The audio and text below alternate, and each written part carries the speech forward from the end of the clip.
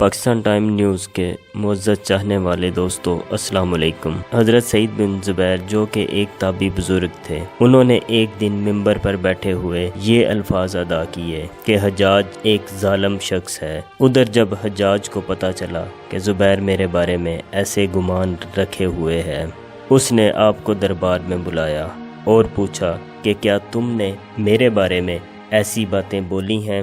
اس پر زبیر نے کہا، جی بالکل، تم ایک ظالم شخص ہو۔ یہ سن کر حجاج کا رنگ غصے سے سرخ ہو گیا اور اس نے زبیر کو شہید کرنے کے احکامات جاری کر دیے۔ جب سپاہی زبیر کو شہید کرنے کے لیے دربار سے باہر لے جانے لگے تو زبیر مسکرانے لگے۔ حجاج بن یوسف کو یہ بات ناگوار گزری اور اس نے اس سے پوچھا کہ کیوں مسکرا رہے ہو، جس پر زبیر نے جواب دیا کہ میں تیری بے وقوفی پر مسکرا رہا ہوں اور جو اللہ تعالیٰ تجھے ڈیل دے رہا ہے اس پر مسکرا رہا ہوں۔ اس پر حجاج نے پھر حکم دیا کہ اسے میرے سامنے ہی ذبح کرو۔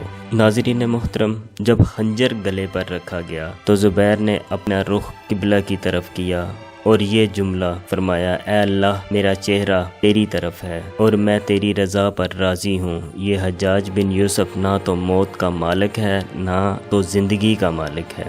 جب حجاج بن یوسف نے یہ سنا تو اس نے کہا کہ اس کا رخ قبلے کی طرف سے موڑ دو۔ جب قبلے سے اس کا چہرہ پلٹایا گیا تو زبیر نے فرمایا کہ اے اللہ، تو جدھر بھی ہو ہر طرف موجود ہے، مشرق اور مغرب ہر طرف تیری ہی حکمرانی ہے۔ میری دعا ہے کہ میرا قتل اس ظالم حجاج کا آخری جرم ہو۔ اے میرے خدا، میرے بعد اس کو کسی پر مسلط نہ کرنا۔ خواتین و حضرات، جب زبیر کی زبان سے یہ جملہ ادا ہوا تو اس کے ساتھ ہی اسے شہید کر دیا گیا اور اتنا خون نکلا کہ حجاج کا دربار تر ہو گیا۔ وہاں پر موجود ایک دانا آدمی بولا، اتنا خون تب نکلتا ہے جب کوئی خوشی سے مسکراتا ہوا اللہ کی رضا پر راضی ہوتا ہے۔ ناظرین اکرام، حجاج بن یوسف کے نام سے سب واقف ہیں۔ حجاج کو عبد المالک نے مکہ، مدینہ، طائف اور یمن کا نائب مقرر کیا اور اپنے بھائی بشیر کی موت کے بعد اسے عراق بھیج دیا گیا،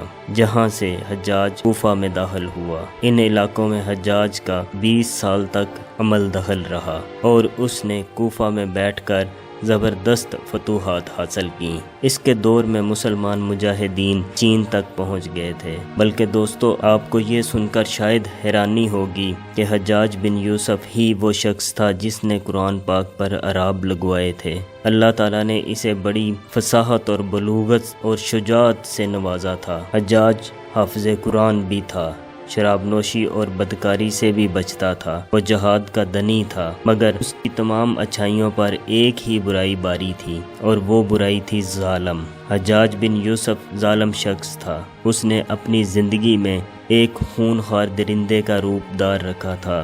ایک طرف محمد بن قاسم کی فتوحات تھیں اور وہ کفار کی گردنیں اڑا رہا تھا، دوسری طرف حجاج خود اللہ کے بندوں اور اولیاء علماء کے خون سے ہولی کھیل رہا تھا۔ تاریخی ریکارڈ کے مطابق حجاج نے 1,20,000 انسانوں کو قتل کیا تھا۔ حجاج کے جیل خانوں میں ایک دن میں 80,000 قیدی قید ہوتے تھے، جن میں 20,000 کے قریب خواتین ہوتی تھیں۔ اس نے جو آخری قتل کیا وہ عظیم تابعی پارسا انسان حضرت سعید بن زبیر رضی اللہ تعالیٰ عنہ کا تھا۔ ناظرین، بیان ہوتا ہے کہ زبیر کو شہید کرنے کے بعد حجاج پر وحشت سوار ہو گئی تھی، وہ نفسیاتی مریض بن چکا تھا۔ حجاج جب بھی سوتا حضرت سعید بن زبیر اس کے خواب میں آتے اور اس کا دامن پکڑ کر کہتے، اے دشمن خدا، تو نے مجھے کیوں قتل کیا؟ میں نے تیرا کیا بگاڑا تھا؟ جواب میں حجاج کہتا کہ مجھے اور سعید کو کیا ہو گیا ہے۔ اس کے ساتھ ساتھ حجاج کو ایک مہلک بیماری بھی لگ گئی تھی۔ اس بیماری میں سخت سردی کلیجے سے اٹھ کر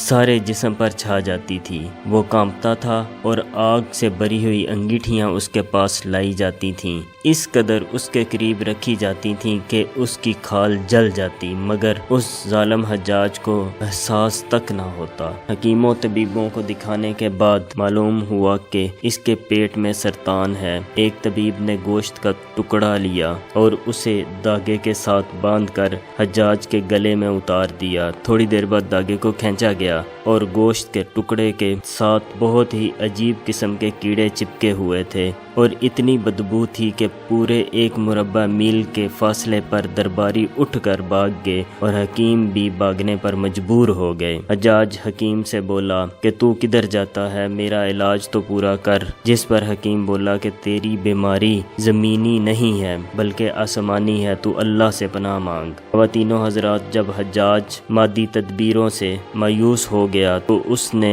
हसन बसरा रहमतुल्लाह अलैह को बुलाया और उनसे दुआ की दरख्वास्त की। वो हज्जाज की हालत देख कर रो पड़े और फरमाने लगे कि मैंने तुझे मना किया था कि अल्लाह के नेक बंदों के साथ छेड़छाड़ ना करना, उन पर जुल्म ना करना, मगर तू बाज ना आया। दोस्तों, हज्जाज बिन यूसुफ इबरत का सबब बना हुआ था। वो अंदर बाहर से बुरी तरह जल रहा था और बल्कि टूट फूट का शिकार हो चुका था। हजरत मूसा बिन ज़ुबैर की वफात के 40 दिन बाद हज्जाज बिन यूसुफ की भी मौत हो गई थी। जब हज्जाज ने देखा कि अब मेरे बचने का अमकान नहीं है तो करीबी अजीजों को बुलाया, जो कि बड़ी कराहत के साथ हज्जाज के पास आए। वो बोला, मैं मर जाऊं तो मेरा जनाजा रात को पढ़ाना और सुबह होते ही मेरी कब्र का निशान मिटा देना, क्योंकि लोग मुझे मरने के बाद मेरी कब्र में भी नहीं छोड़ेंगे। अगले दिन हज्जाज का पेट फट गया तो उसकी इबरतनाक मौत वाक़या हुई। नाजरीन, अल्लाह ताला जालिम की रस्सी दराज ज़रूर करता है, लेकिन जब जालिम से इंसाफ लेता है तो फरिश्ते भी हशीयत इलाही से थर थर कांपते हैं और अर्श से लेकर फर्श भी हिल जाता है। और आखिर में दुआ है कि अल्लाह ताला ज़ालिमों के जुल्म से हम सबको बचाए, आमीन। नाजरीन, उम्मीद करते हैं आपको ये वीडियो पसंद आई होगी। वीडियो पसंद आने की सूरत में इसे लाइक ज़रूर करें और दोस्तों के साथ शेयर भी करें और अपनी कीमती राय से ज़रूर आगाह करें। हमारी अगली वीडियो आने तक अपना और अपने प्यारों का बहुत ज़्यादा ख्याल रखिएगा। अल्लाह हाफिज़।